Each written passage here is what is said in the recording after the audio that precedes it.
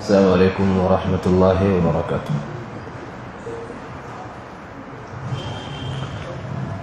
ان الحمد للہ نحمده ونستعینه ونستغفره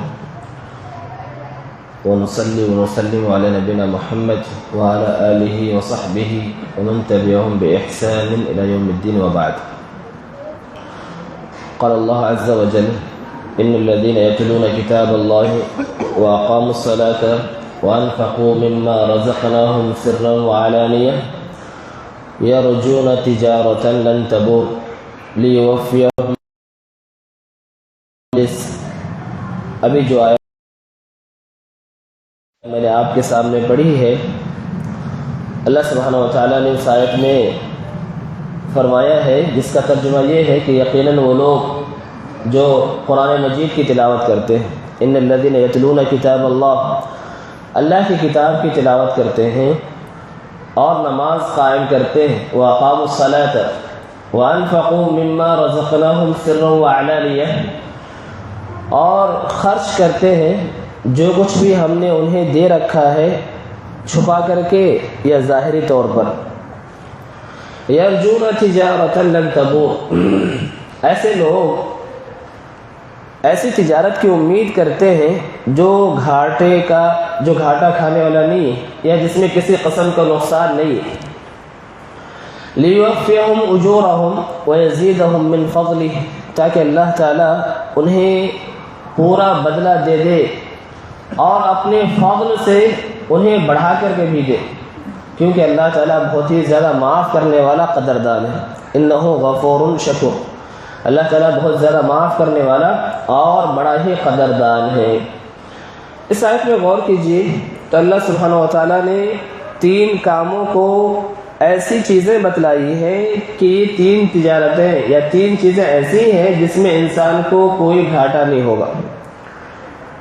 وہ 3 چیزیں کیا ہے جس میں انسان کو کسی قسم کا نقصان ہونے والا نہیں ہے، کسی قسم کا خسارہ ہونے والا نہیں ہے.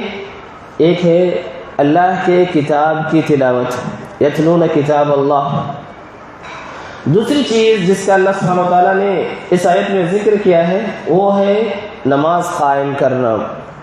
اور تیسری چیز جس کا اللہ رب العالمین نے اس آیت میں ذکر کیا ہے وہ یہ ہے کہ جو کچھ بھی اللہ نے ہمیں دیا ہے ہم بقدر استطاعت اللہ کی راہ میں خرچ کریں.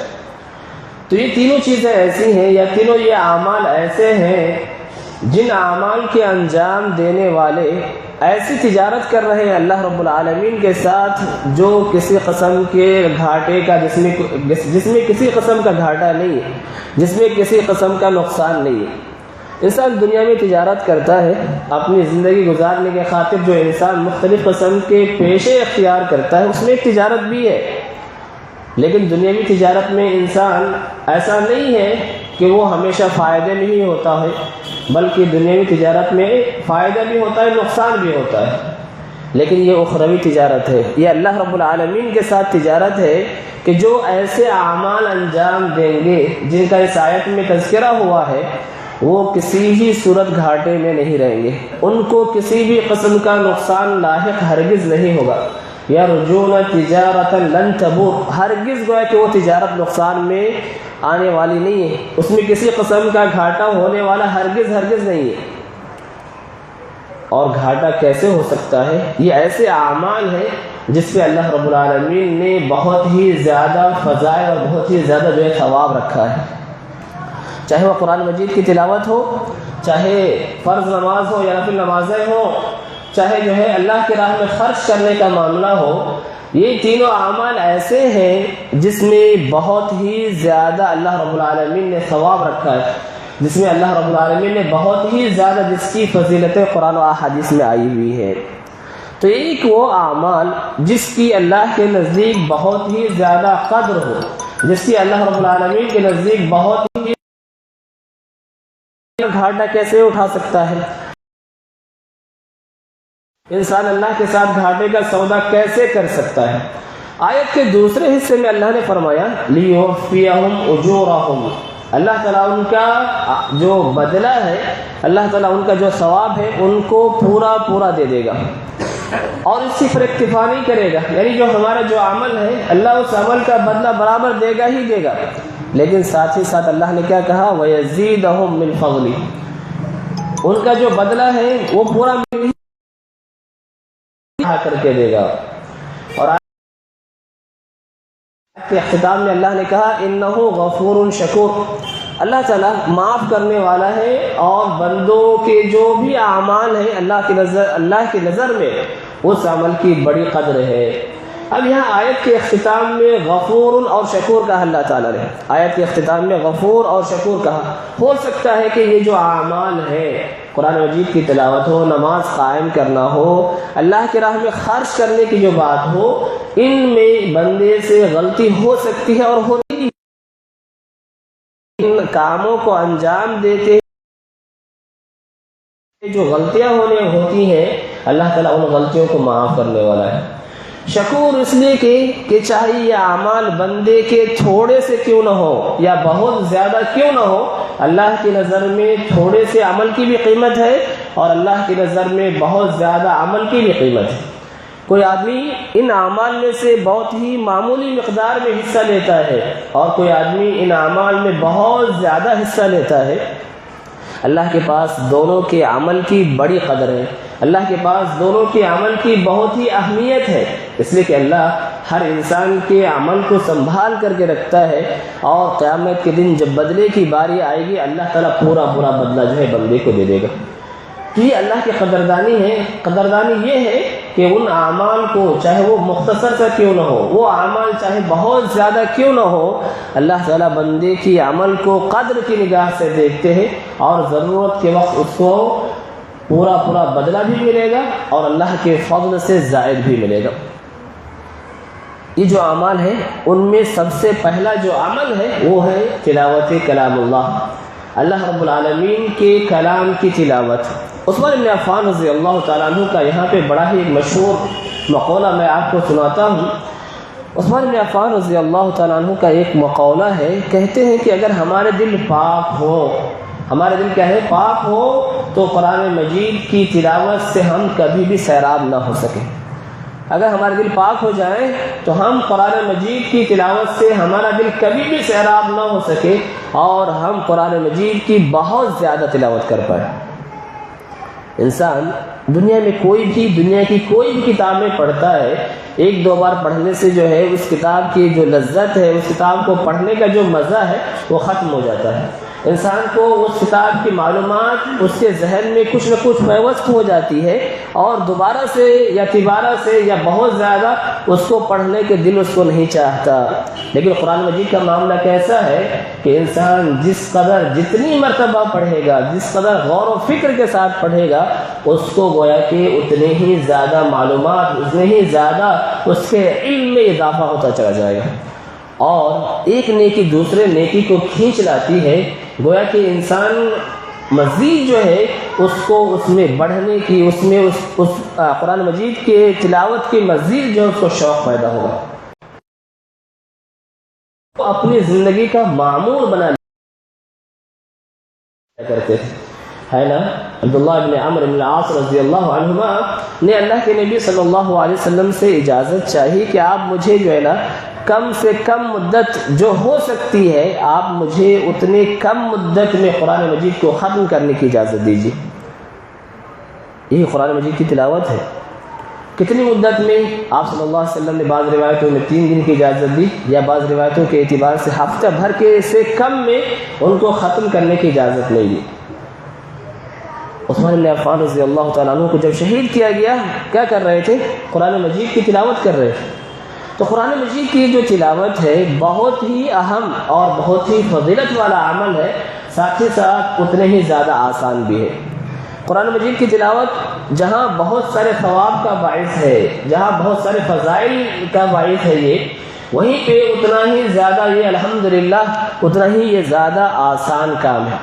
پہلے درس میں ہم نے یہ بات جانی تھی کہ اللہ کے نبی صلی اللہ علیہ وسلم نے فرمایا کہ خیرکم من تعلم القرآن وعلمہ۔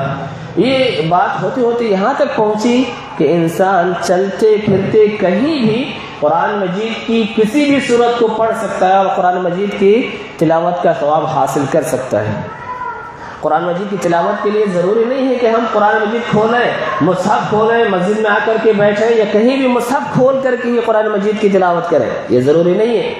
ہم چلتے پھرتے ہم کو جو سورہ یاد ہے ہم ان سورتوں کے ذریعے سے ہم قرآن مجید کی تلاوت کر سکتے ہیں، اور قرآن مجید کی تلاوت کی فضیلت جو ہے، ثواب جو ہے، ان ثوابوں سے ہم مستفید ہو سکتے ہیں۔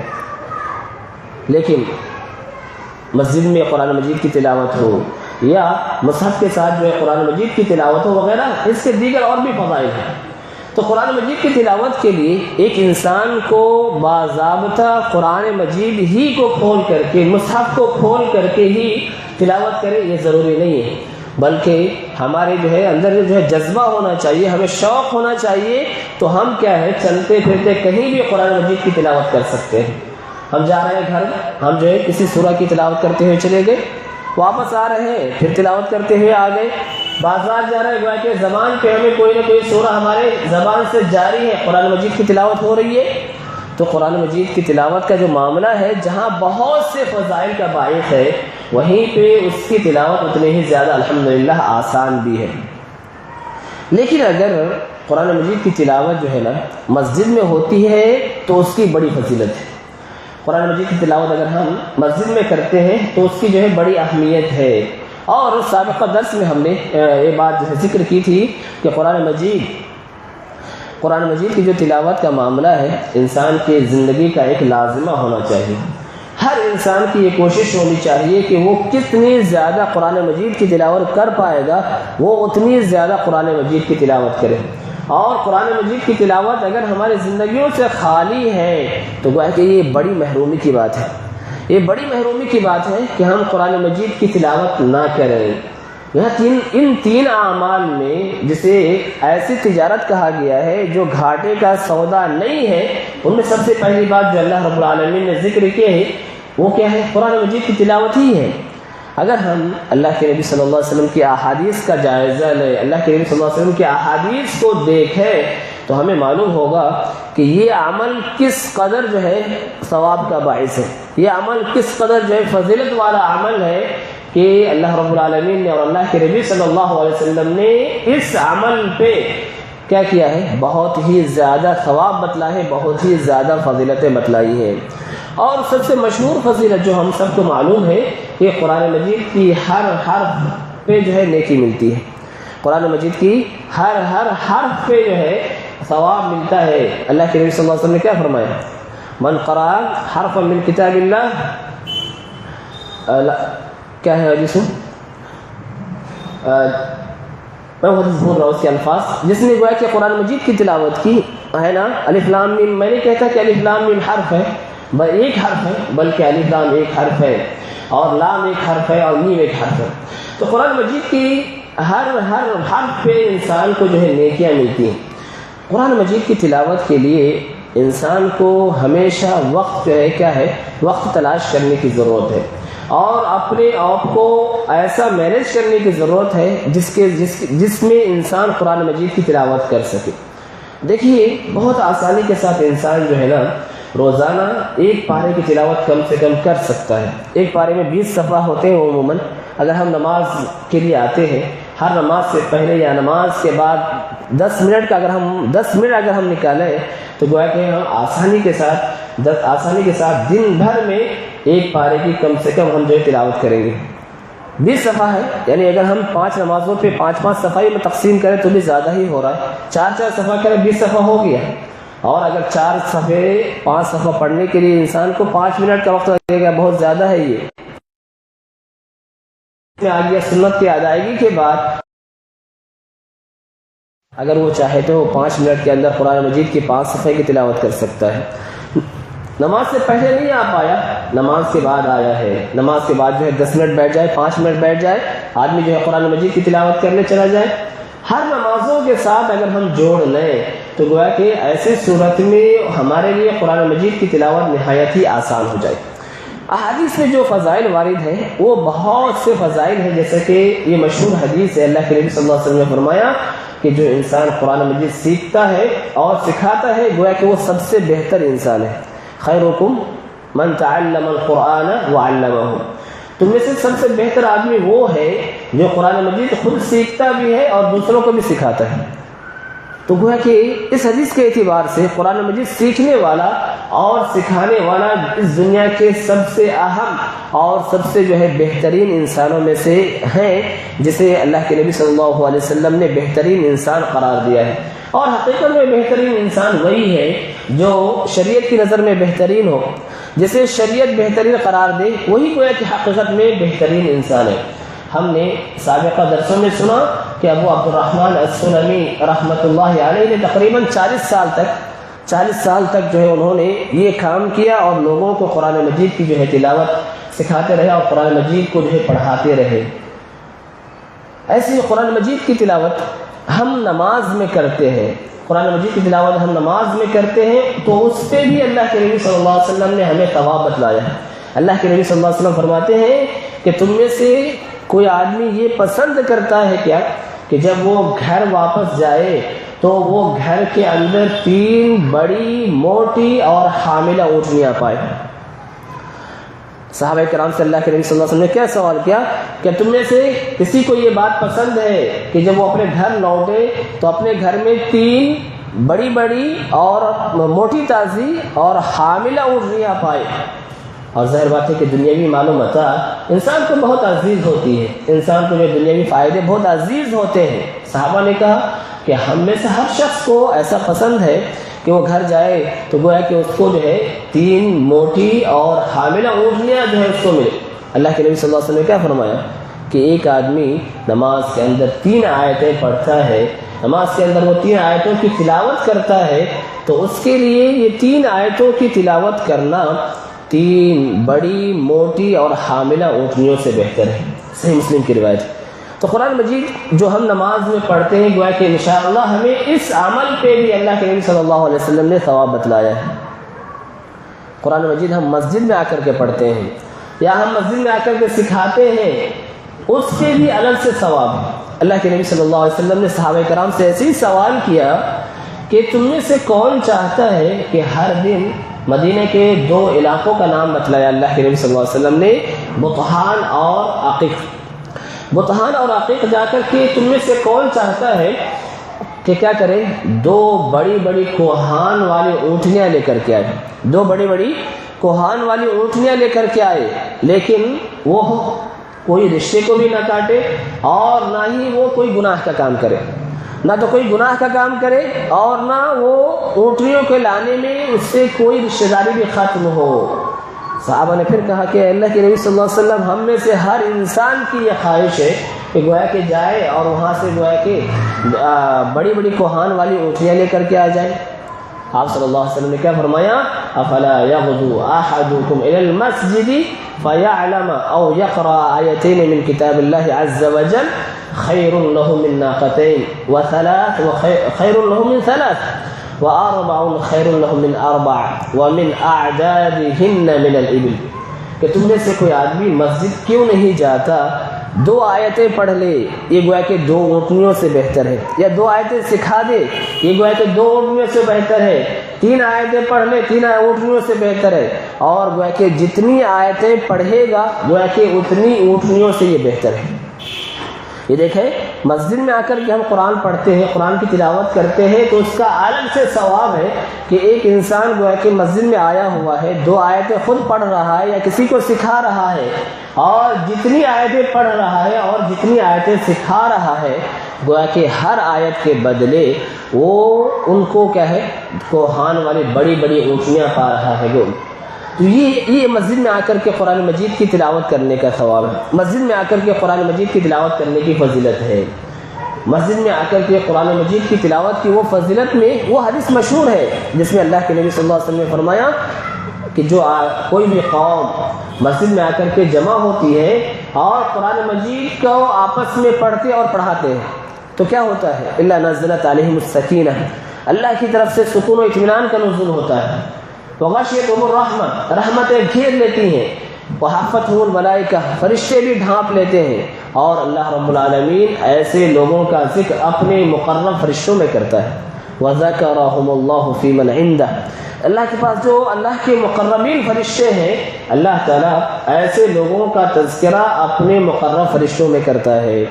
تو وہ ہے کہ یہ مسجد میں آ کر کے قرآن مجید سیکھنا اور سکھانا نہایت ہی اہم عمل ہے کہ یا تو انسان ہر آیت کے بدلے جو ہے اونٹنیاں پاتا ہے، یا اللہ رب العالمین کی طرف سے فرشتے اسے گھیر لیتے ہیں، سکون و اطمینان کا نزول ہوتا ہے، رحمتیں ڈھانپ لیتی ہیں، فرشتوں جو ہے انسان کو گھیر لیتے ہیں، اور اللہ رب العالمین ایسے لوگوں کا ذکر اپنے مقرب فرشتوں میں کرتے ہیں۔ وَذَكَرَهُمُ اللَّهُ فِي مَنْ عِنْدَهُ۔ ایسے ہی قرآن مجید کی تلاوت سے متعلق متعدد احادیث میں اللہ کے نبی صلی اللہ علیہ وسلم نے جو فضیلتیں بتلائی ہیں، وہ ان میں سے ایک کیا ہے؟ من قرأ حرفا من کتاب اللہ فلہ بہ حسنہ۔ جو آدمی ایک حرف قرآن مجید کی پڑھتا ہے، گویا کہ اسے کیا ہے؟ اس پہ نیکی ملتی ہے، اور والحسنۃ بعشر امثالها، ایک نیکی کے بجائے ایک نیکی کے بدلے انسان کو 10 نیکیاں ملتی ہیں۔ اور اسی حدیث میں اللہ کے نبی صلی اللہ علیہ وسلم نے فرمایا کہ میں نہیں کہتا کہ الف لام میم ایک حرف ہے، بلکہ کیا ہے؟ الف ایک حرف ہے، لام ایک حرف ہے، اور میم ایک حرف ہے۔ تو کیا کہ اتنی چھوٹی سی 3 کلمات 3 حرف والی آیتوں کی تلاوت پہ انسان کو 30 نیکیاں مل سکتی ہیں۔ اور ہم نے یہ بات بارہا سنی ہے کہ انسان کو جب وہ نیکی کرتا ہے تو گویا کہ ایک نیکی پہ 10 سے لے کر کے کہاں تک 700 گنا تک گویا کہ انسان کو جو ہے نیکی ملتی ہے، ثواب ملتا ہے، اور اللہ تعالیٰ جس کے چاہے اس سے زیادہ بھی دے سکتا ہے۔ اور اس سے زیادہ یا 10 سے لے کر کے 700 گنا تک جو ثواب ملتا ہے، اس میں سب سے اہم عمل کیا ہوتا ہے، یا سب سے مؤثر چیز جو انسان کے ثواب میں بڑھوتری کا باعث بنتے ہیں، وہ کیا ہے؟ وہ انسان کا اخلاص ہوتا ہے۔ وہ انسان کی جو ہے اخلاص ہوتا ہے کہ وہ کس قدر اخلاص کے ساتھ اس کام کو، اس نیک کام کو انجام دیتا ہے، تو یہی چیز ہے انسان کے ثواب میں اضافے کا باعث بنتی ہے۔ قرآن مجید کی تلاوت کی فضیلت سے متعلق بہت سی ایسے باتیں ہیں جو احادیث میں مروی ہیں، اور موفق کے لیے جسے اللہ رب العالمین نے توفیق دی ہے، اس کے لیے ایک فضیلت جان لینا کافی ہے، اور وہ اس فضیلت کی بنیاد پر اللہ رب العالمین کی کتاب کی تلاوت جو ہے نہایت ہی اچھے انداز میں کر سکتا ہے، اور اس کے اندر اس بات کا جذبہ پیدا ہوتا ہے، شوق پیدا ہوتا ہے کہ وہ قرآن مجید کی تلاوت کو اپنے زندگی کا لازمہ بنا لے۔ اور یہ بہت ہی آسان ہے، جیسے کہ ابھی میں نے ذکر کیا کہ انسان چلتے پھرتے قرآن مجید کی تلاوت کر سکتا ہے، یا ہم 5 نمازوں کے لیے ضرور آتے ہیں، ہم 5 نمازوں کے بعد، 5 نمازوں سے پہلے، ہر نماز کے بعد 5 سے 10 منٹ کا وقفہ اپنے لیے قرآن کی تلاوت کے لیے نکالیں، اور تو اس طریقے سے ہم ضرور ایک پارے کی تلاوت روزانہ ہم کر سکتے ہیں انشاءاللہ۔ اللہ رب العالمین سے دعا ہے کہ اللہ سبحانہ وتعالی ہمیں قرآن مجید کی تلاوت کو اپنی زندگی کا لازمہ بنا لینے کی توفیق عطا فرمائے۔ اقول ما تسمعون